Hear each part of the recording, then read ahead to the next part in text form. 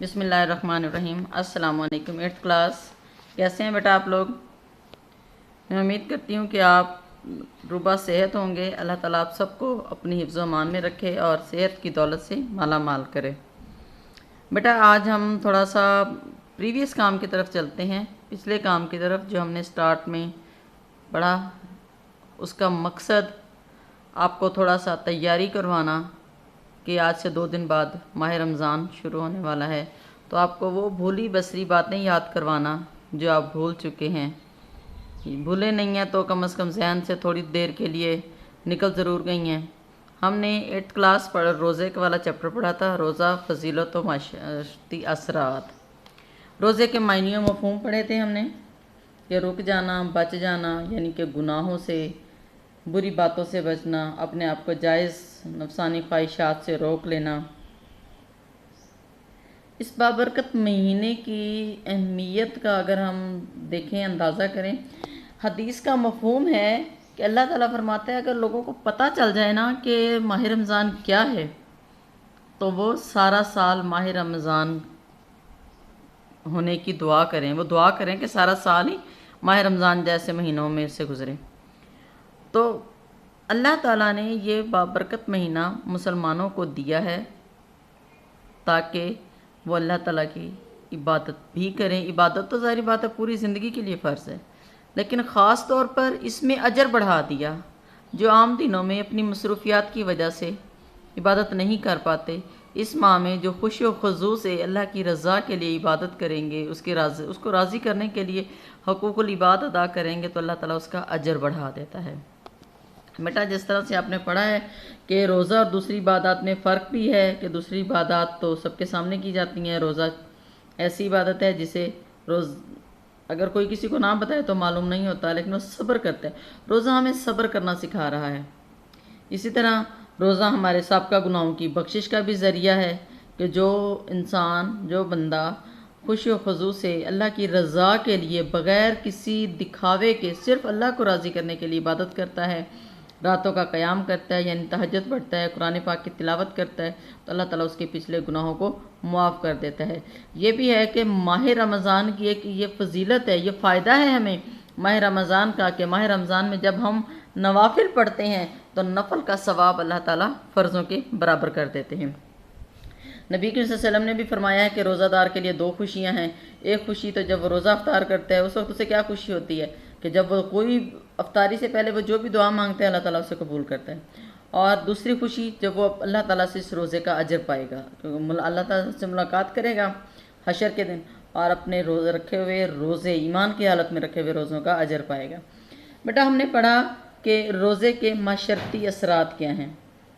اس میں ہم نے کچھ پوائنٹس پڑھے تھے، میں آپ کو چیدہ پوائنٹس بتاتی ہوں کہ اللہ کی خوشنودی حاصل کرنا جو اسلامی عبادت کا مین مقصد ہوتا ہے وہ اللہ تعالیٰ کی خوشنودی حاصل کرنا ہے۔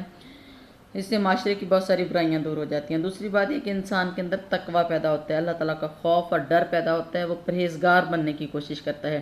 تیسری بات اس میں وہ بھوک پیاس برداشت کرتا ہے تو وہ مشقت اٹھانے کا عادی بن جاتا ہے۔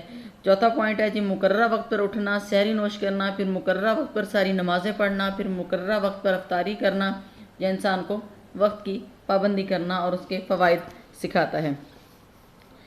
اچھا اب جو مین پوائنٹ ہے، روزہ انسان کو جھوٹ، غیبت، حرام خوری اور بے شمار غلط خواہشات کو پورا کرنے سے روکتا ہے۔ اگر انسان روزہ رکھ کر ان برائیوں سے نہ رکے تو روزے کا کوئی فائدہ نہیں۔ آن صلی اللہ علیہ وسلم نے فرمایا جو شخص روزہ رکھ کر جھوٹ بولنے سے اور برے کاموں سے نہیں بچتا تو اللہ تعالیٰ کو اس کا کھانا پینا چھوڑنے میں کوئی دلچسپی نہیں ہے۔ روزہ تو صرف پیٹ کا روزہ نہیں ہے نا، زبان کا، ہاتھ کا، آنکھ کا، کان کا، پاؤں کا، ہر چیز کا روزہ ہے۔ کسی کو ناجائز طور پر، ناجائز کیا، کسی کو تکلیف دینے کے لیے تھپڑ نہیں مارنا، ٹی وی نہیں دیکھنا، گانے نہیں سننے، عبادت میں وقت گزارنا ہے۔ ہم روزہ رکھ کر کیا کرتے ہیں؟ ہم ٹاک شو دیکھ رہے ہوتے ہیں، جی تو پاکستان دیکھ رہے ہوتے ہیں، اس میں بائکس مل رہی ہوتی ہیں اور ہم بڑے خوش ہو رہے ہوتے ہیں، کسی کو سونا مل رہا ہوتا ہے ہم بڑے خوش ہو رہے ہوتے ہیں، کلیپنگ کر رہے ہوتے ہیں۔ ان کو بھی گناہ یا ثواب کا ان کا کانسیپٹ ہے نا، آپ اپنے روزے کو کیوں خراب کر رہے ہو؟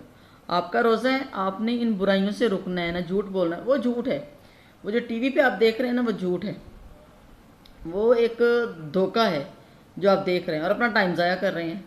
تو اس ٹائم کو سیو کرنے کے لیے ضروری ہے کہ آپ اپنی عبادت میں، تسبیحات میں، توبہ استغفار میں وقت گزاریں، اسکول کے کام کے ساتھ ساتھ روزے اور اس کی حفاظت کریں۔ بیٹیاں جو ہیں وہ ماشاءاللہ 8th کلاس کی بیٹیاں ہیں، ماؤں کی سیری اور افطاری میں ہیلپ کروائیں، گھرداری سیکھیں، یہ بہت ضروری ہے۔ اسٹڈی اپنی جگہ، گھرداری سیکھنا بہت ہی زیادہ ضروری ہے۔ کھانا پکانا آنا چاہیے آپ کو، کپڑے دھونے آنے چاہیے، کپڑے استری کرنے آنے چاہیے۔ زندگی کا کوئی پتہ نہیں ہوتا کس وقت آپ کو یہ سارے کام خود کرنے پڑیں۔ آج آپ اپنی ماں کی ہیلپ کر رہی ہیں تو کل کو آٹومیٹیکلی جب آپ کے ذمہ کوئی کام پڑتا ہے، فرض کریں خدا نہ خواستہ اگر کسی کی مدر کی طبیعت خراب ہوتی ہے تو آپ کم از کم اتنی صلاحیت تو ہے نا کہ آپ اپنی مدر کو بیڈ ریسٹ دیں اور خود ان کے لیے کھانا چائے بنا لیں۔ کوئی مہمان آ گئے ہیں تو ان کے لیے چائے بنا کے پیش کر لیں، تو اس میں کوئی شرم کی بات نہیں ہے۔ بیٹیوں کے لیے خاص طور پر یہ ایک اعزاز کی بات ہے۔ اس کے بعد نبی کریم صلی اللہ علیہ وآلہ وسلم نے ماہ رمضان کو شہر المواسات کا نام دیا ہے۔ اس کا مطلب ہے ہمدردی اور غم گساری کا مہینہ۔ تو پھر یہ ہمدردی سب سے پہلے اپنی ماں سے کیوں نہ کی جائے، جو خود بھی روزے سے ہے، سحری بھی بنا رہی ہے، افطاری بھی بنا رہی ہے، نمازیں بھی پڑھ رہی ہے، راتوں کو تہجد بھی پڑھ رہی ہے، تو یہ ہمدردی کی حقدار وہ ماں بھی ہے کہ اس کا ہاتھ پھٹائیں۔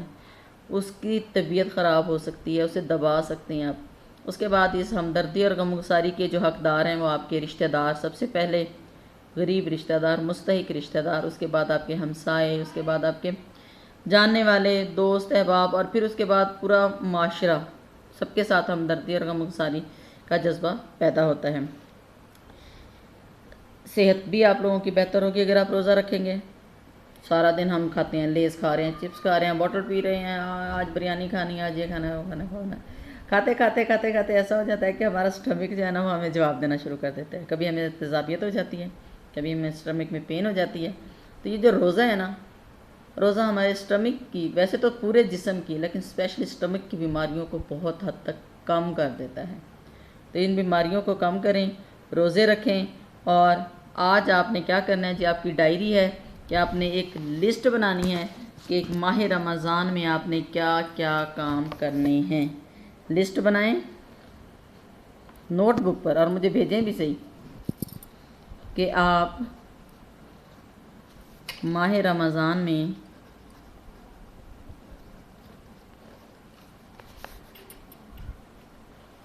کیا کام کریں گے۔